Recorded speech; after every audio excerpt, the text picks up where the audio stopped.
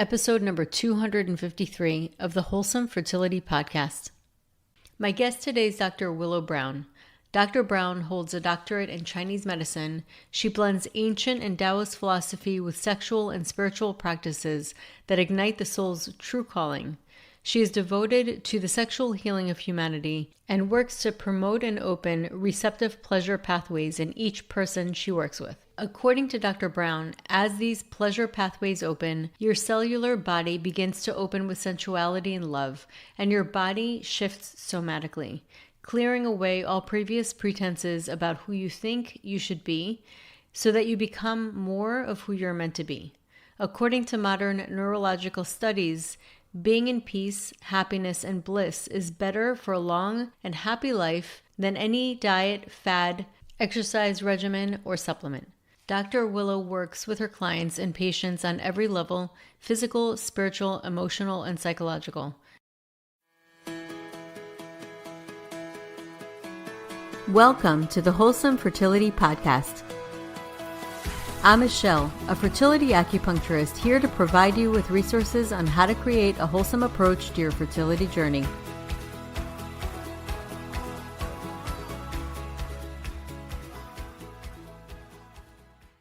So welcome to the podcast, Dr. Brown. Thank you. I'm so excited to be here. Thanks for having me, Michelle. It's a pleasure. So I would love for you to tell your story, your background. Obviously, we have similar backgrounds, but you customize your treatment, including sensuality, sexuality, and I would love to hear more about what you do. Okay, yeah, great. So I'm a Chinese medicine doctor. I use a lot of functional medicine as well. I tend to be on the very extreme side of holistic, so I'm always starting with nutrition and diet and lifestyle and, looking at somebody's stress levels and what's going on in their mind before I start looking at hormones and stuff like that. And with women who are trying to get pregnant, it's, there's this big pressure. It's a stressful thing in and of itself. So, I think really changing the mindset around all of that. And then, to more of like an invitation, like opening up your body to an invitation to receive this soul through. So I tend to take that spiritual approach as well. And then with sexuality, there's actually so many things that people aren't doing inside of their sexual repertoire that can be super helpful in getting pregnant. And primarily one of the first things is, enjoying themselves. If there's so much pressure to have a baby, it's like, okay, we're ovulating. Let's do this. Let's do it in this position at this time on this day. And that can take a lot of the spontaneous fun and sexiness out of it. So I think one of the big things I love to kind of get couples doing more frequently is, creating that foreplay, creating that longer sense of foreplay, whether it starts with sexting, or whether it starts with, little nibbles on the side of the neck when you're in the kitchen in the morning, and then, later on that evening.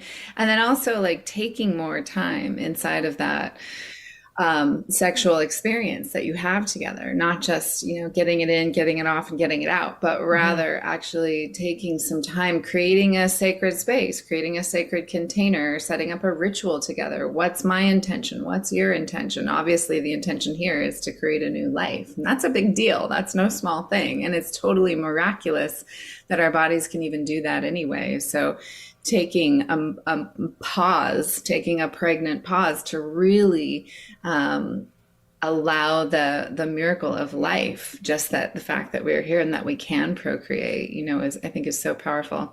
And then having orgasms at the same time actually increases chances of fertility. And a lot of women are aorgasmic. They haven't been having orgasms for most of their life. So that might be a place where we work. Or it could be that they haven't really ever really enjoyed sex. Like they can have orgasms, they have quick little ones, but they haven't ever really loved sex, but they want to have a baby, So I think opening up that door of creativity, because there's no energy that's more potent and more specific to creativity than our sexual energy. So as a Chinese medicine doctor, I'm always looking at the energetics of things as well. Yeah, no doubt. So you brought up something important, the big O. So for women who do have a hard time even getting it in the first place, and I've worked with a lot of women that actually have a hard time having an orgasm. How do you get them more comfortable? How do you get them to that place? Because it is a hard thing. Yeah, definitely. If you've never had an experience, any experience, it's hard to understand what that is going to be like. Same with having a baby. If you've never pushed a child out of your vajayjay, it's like what? How do you grok that? How do you understand that your body can do that? Similar to having an orgasm. An orgasm is really this incredible combination of tension and relaxation. So I find one of the biggest things is people are stuck in their heads. Women are up in their heads about it and they're like, I can't, it's not working, very frustrated. It can be very frustrating. And so getting them in their bodies beforehand, doing a really solid body practice. I love to give Qigong protocols to people because most people have never practiced Qigong. It's similar to Tai Chi, and it's a way where you can actually start to feel energy moving through your body more. Other practices could be like a yin yoga practice, or it could just be sitting and breathing and feeling, or a slow dance, something where you can take the time to actually drop in and feel your body. Another thing that I notice a lot of women who have a hard time with having orgasms is that it's going to be really helpful if they're practicing on their own for a Right. period of time, because as soon as some other person enters the equation, the situation, it's like, okay, now you feel responsible for them. Are they okay? Are they having a good time? You can't focus quite as much on yourself. But if you do have a partner who you can really like, it's all about me, baby, like you do all the work and I'm just gonna like find my own rhythm and find my breath and find my pleasure, then God bless and hallelujah. Like utilize that. Really take that opportunity to focus on yourself, to focus on your sensations, and find out what is your primary sensation. This is about awakening your sensuality. Having good, long, healthy, extended orgasms really comes from a deep relationship with your own sensuality. And your sensuality is your five senses: your taste, your touch, your sight, your smell, your sound. So, which one of those senses is strong enough for you to get into the present moment? For me, it's sound. Like if I'm feeling rattled all up in my mind and I can't be present with the person I'm with, and I drop into sound. What do I hear far away? What do I hear nearby? What's the sound of my breath? What's the sound of their voice? Okay, now I'm present. Now I'm in my body. I'm not in my head anymore. So using taste in a sexual experience, bring some strawberries into the equation, have fun, play with it. I think that's another thing that we forget about, especially when we're hyper focused, like myopically focused on must have baby. We forget to play, we forget to have fun, and really sexuality with yourself and with another partner, it's your opportunity to get in the sandbox and explore. It's true. And there's definitely an element of surrender that needs to take place in order to really fully enjoy the moment.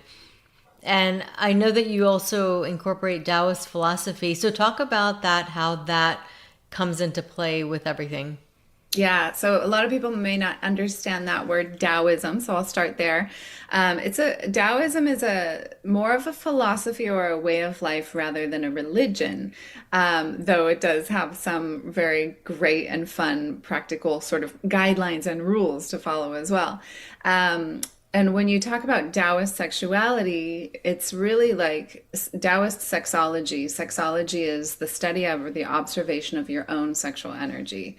So everything that we think of as sexuality, like being able to have orgasms, having a good time with sex, understanding and knowing what you like and what turns you on, what brings you pleasure, all of those things are a study of your own sexology. But also hormones are the other side of that. So there's sort of two legs to sexology. And so knowing your endocrine cycle, is your progesterone strong enough? When you do get pregnant, are you going to be able to hold that baby? And are your levels balanced enough that you are able to conceive? So all of that is a is a whole other leg of sexology and understanding and knowing your own cycles. And I teach something called the ancient wisdom approach, which is really how you can dial in and become an expert in your own endocrine system using these Taoist principles.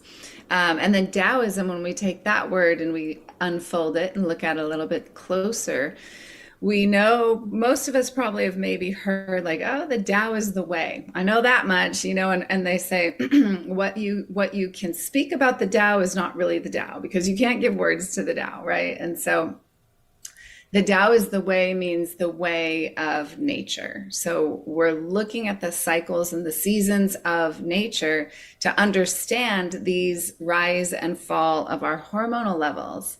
So just like we go through the 4 seasons in a year, winter, spring, summer, fall, we go through those same 4 seasons in a lunar cycle. So every single month we go through winter, spring, summer, fall. And each one of those seasons corresponds to something that your hormones are doing. So, for example, in the winter season, which is the season that you would be having your period, so that week of the month, that's winter phase. And that's the time when all your hormones reset to zero. Day one of your period, everything drops down to baseline. So it's this reset point in your cycle and in your life. You want to look around your life and be like, okay, well, instead of doing all these extracurricular activities, going to these parties I don't really want to go to, taking on these things at work that I know are too much for me, let me take a pause in this yin time, in this winter phase of my monthly cycle, and be present to the fact that I'm resetting. Like hormones are like little messengers that run up and down our bloodstream, and they make us feel lots of things. They make us feel lots of emotions. They make us feel certain ways in our bodies. And so they really rule how we're feeling. And if we take time to flow with them and to be in harmony with them, Taoism, then we're going to have a lot more success with whatever we're trying to do with our hormones, whether it's getting pregnant or getting through perimenopause or getting rid of hot flashes or brain fog or whatever we're doing with our hormones. If we're living in harmony with them, then we have greater capacity to utilize them. Yeah, I mean, it sounds like being really in the totality of whatever is. And that's kind of I love Taoist philosophy. I mean, I really live by it. And it's about effortless effort, really being part of it, but also allowing it at the same time. So putting effort, but also receptive at the same time. Absolutely. Perfect. Well said. And that ovulational period, I'll just go a little bit further with this kind of seasonal thing that I love to teach women is this ovulation period is it's like right when after winter, right, and the period ends, then we go into spring and the hormones start to wax, right? They're rising now. Estrogen primarily is rising, and estrogen makes you want to go out and talk to people and be social and have creative projects going. And so it's this springtime. So energy's rising, creativity's rising. And then right as we hit the end of that week, we ideally, right, if we have the ideal fertility flow in our bodies, then we ovulate, and that's the turning point from spring to summer. So ovulation. So that's the time of cultivating. Like, okay, let's cultivate life. Let's make a baby, or maybe we want to create something different in our lives, like a home project or a relationship or whatever it is.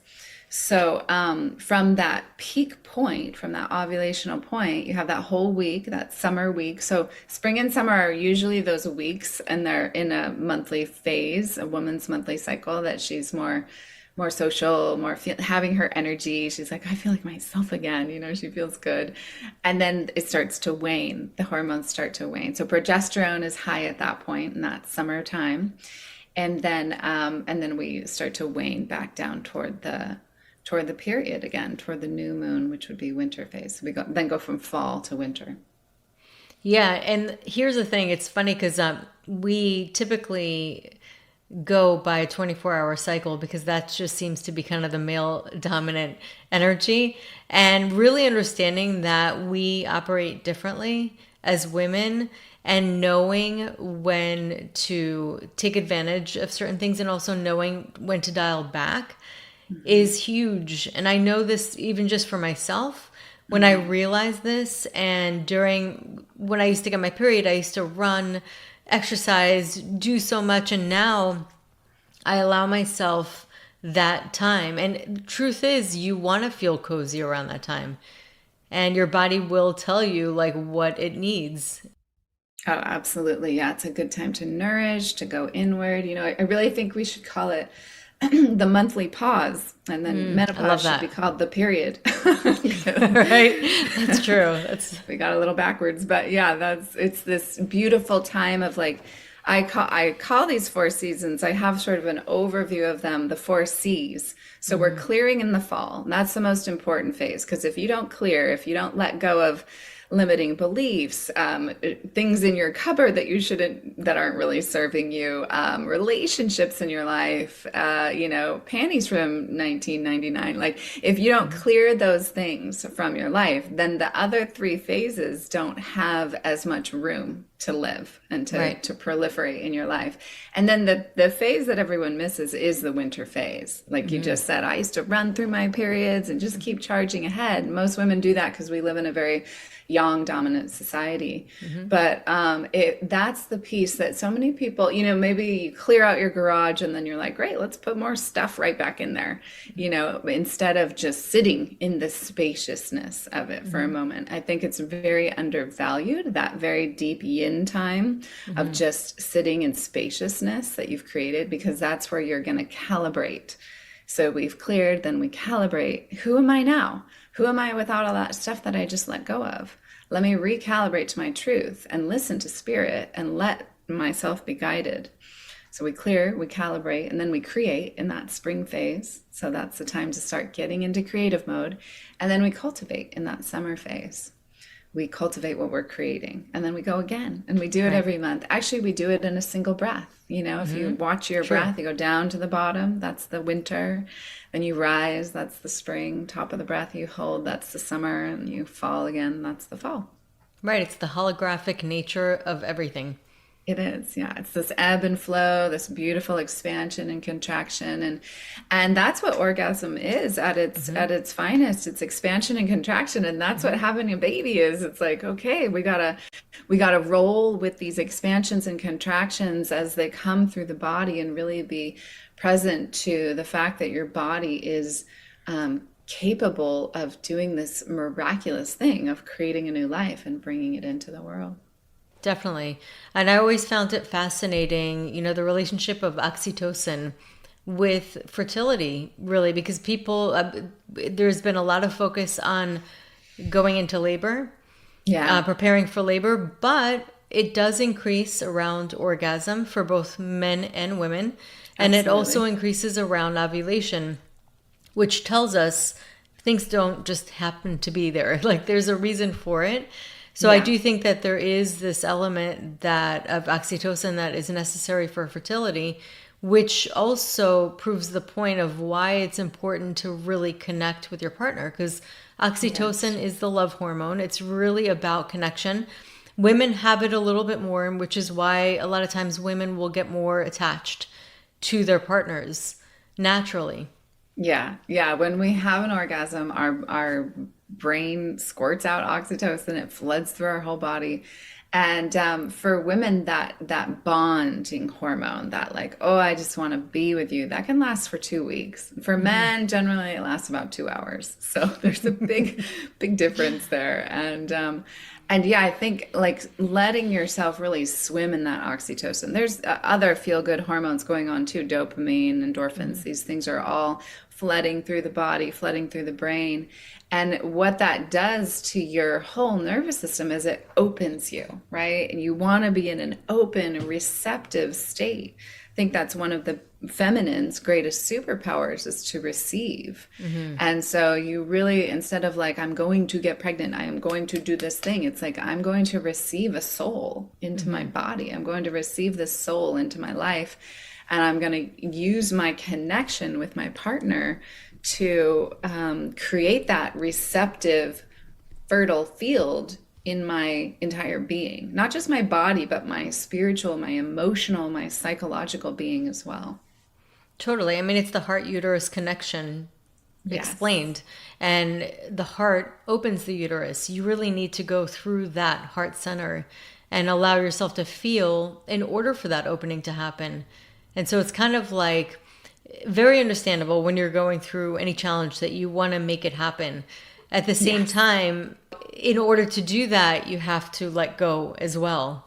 Yeah, it's just like orgasm. It's a contraction and release all at the same time. So Yeah. how do you do that? And this whole piece around Taoism, and living by this code, this philosophy is it's in everything. It's going to be in your Yeah. business. It's going to be in your financial house. It's going to be in your relationship to home, to family, to all these things. And as you put it so beautifully, it's this effortless effort, it's this non-doing doing. So there's so many things that go on in our lives and in our bodies that we don't have to think about doing, like breathing, Yeah, that's and a our good point. heart is beating, and so there's so many things that are just happening anyway.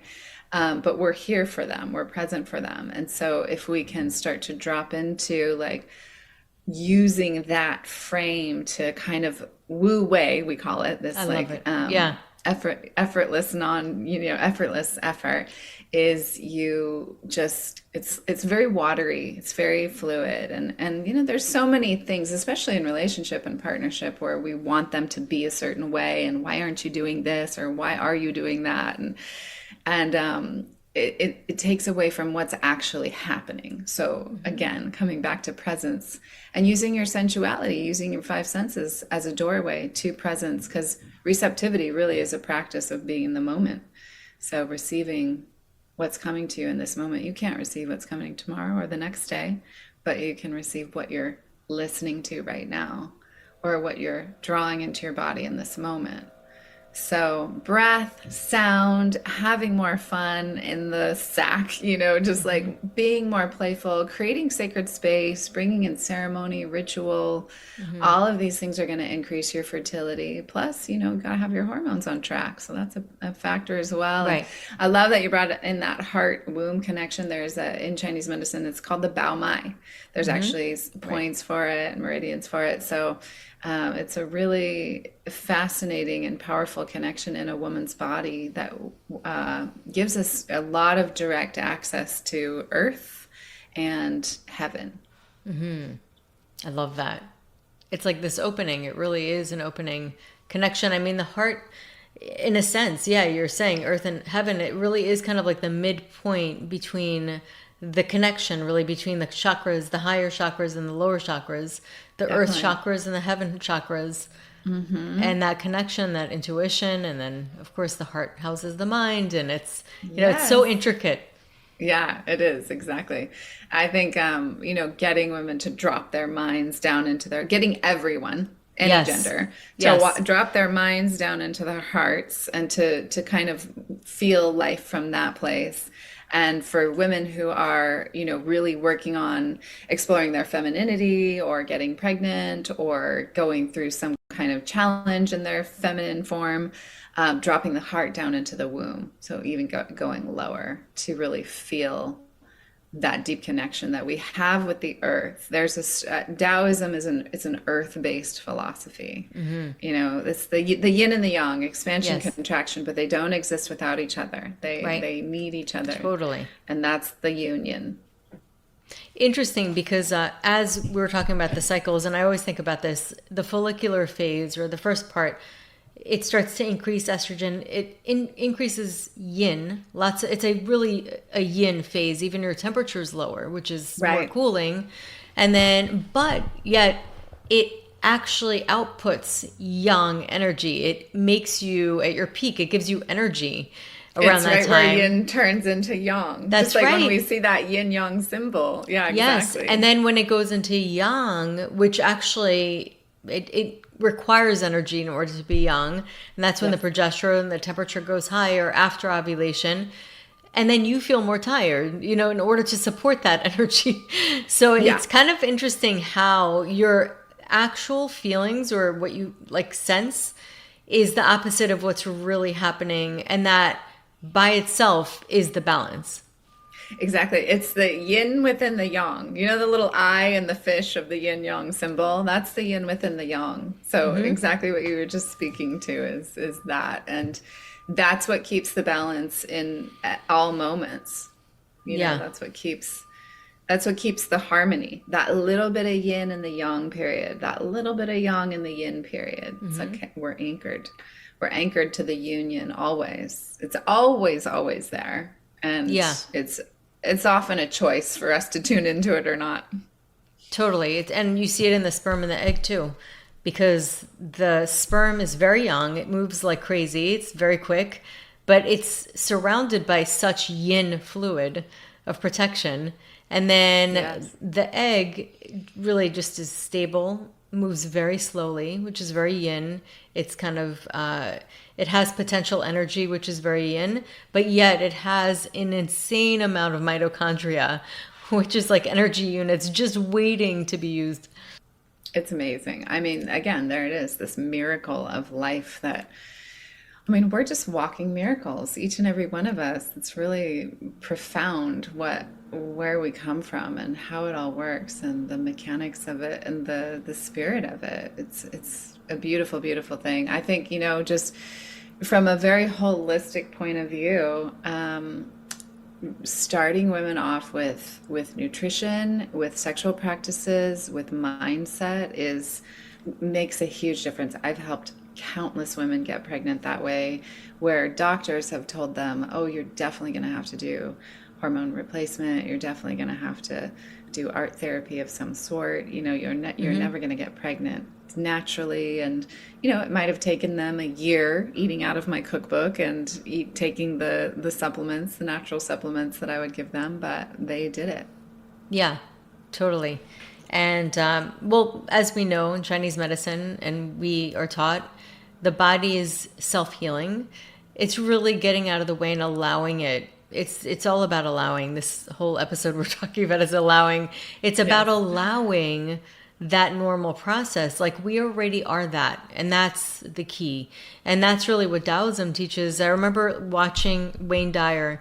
I was watching one of his programs of him lecturing, and he talked about Taoism, and he was kind of making almost like a humorous example of when he was watching his grandchildren and they kept coming up with a problem and coming to him complaining about something. And he goes, well, I am now, what did he say, a Taoist, Buddhist or something. I have to practice not doing anything, like just kind of allowing. So he's like, and then, you know, something else happens and I'm like, well, I can't do anything. And so he just kind of backs off. But every single time things started working out, he just Yes. left it be. Yes. And so that really struck a chord with me. And I really implement it with a lot of things. And what you'll notice is sometimes when you're faced with any problem, like you said, it reflects on everything. Any problem, when you just give it a little space, somehow things start to work out. I mean, of course, there are some exceptions, but usually things will work out by themselves. It's almost like you're so worried, you think something's wrong, you late at night, you can't fix it, you can't make the phone call. By the next day, you sleep on it, and then it somehow irons itself out before it even comes back to you. Yeah, yeah. There's so much unnecessary worry that we get our panties in a bunch about so much shit that I just love doesn't that. matter, That's so you know, funny. and will take care of itself.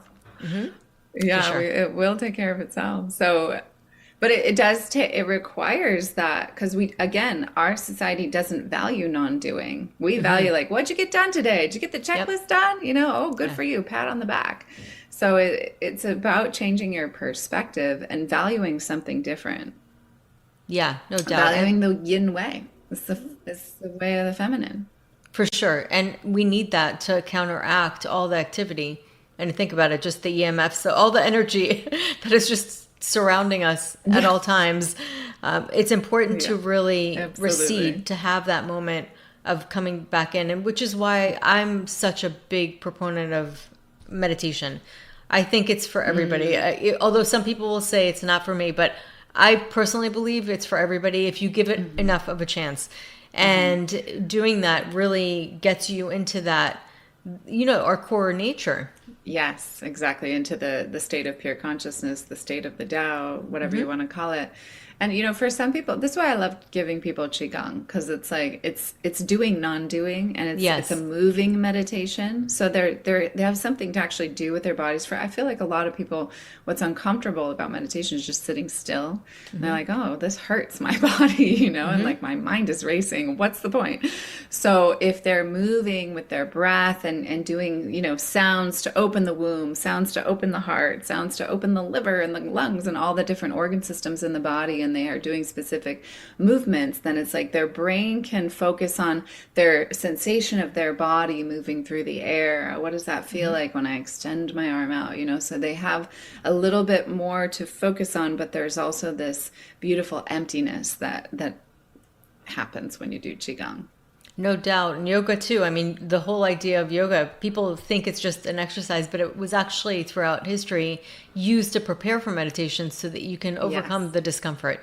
And it kind of opens you up, but it's very much like cousins of, it's all Eastern medicine, just a little bit different. They're like cousins, Ayurveda, Chinese medicine, prana, chi, but just fascinating, right? I mean, the wisdom that comes out of it is incredible. It is. It's a game changer. It will change your life. It will change your perspective. It will change the way that you go about having a baby. It'll change your fertility journey for sure. No doubt. Well, this was a very fascinating conversation, Dr. Brown. And I love talking to other acupuncturists, Chinese medicine practitioners, because it's fun hearing different perspectives, because everybody has their own little perspective of it, but yet we all are tied to this wisdom. It's just such a vast wisdom of understanding the body, and it's something that you can keep learning more and more as you go. And I would love for you to share how people can find you. Yeah, so my website is drwillowbrown.com, drwillowbrown.com, very simple. And so you can find me there. And then I'd love to offer everyone a little booklet. If anyone's curious, it's a guide to perfecting your fertility cycle, The Seasoned Woman. So that could be a really fun thing for you all to grab and pick up and just kind of get to know more about what I've been talking about in this interview, those cycles that relate to the moon, that relate to your hormones in your body, and relate to everything that you do in your life, especially having a baby. Awesome. So I will have that. You'll send it over, and I'll just put it on the episode notes for everybody to pick up. And thank you so much for coming on today. This was a great conversation. Oh, you're so welcome. My pleasure, Michelle. Thanks for having me. I also do want to let everyone know that I have a podcast as well. It's called Sex Reimagined. I co-host it with my partner, Leah, my business partner. And we talk a lot about Tantra. We talk a lot about Taoist sexology. We interview a lot of other experts around sexuality. So if you're wanting to dive deeper into the realm of what sacred sexuality is and how you can use it in your life, then check out Sex Reimagined as well.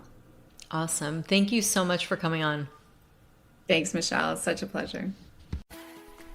So that concludes today's episode. You can find all of the links mentioned on the episode notes. If you're enjoying these episodes, please take a moment to share and leave a review.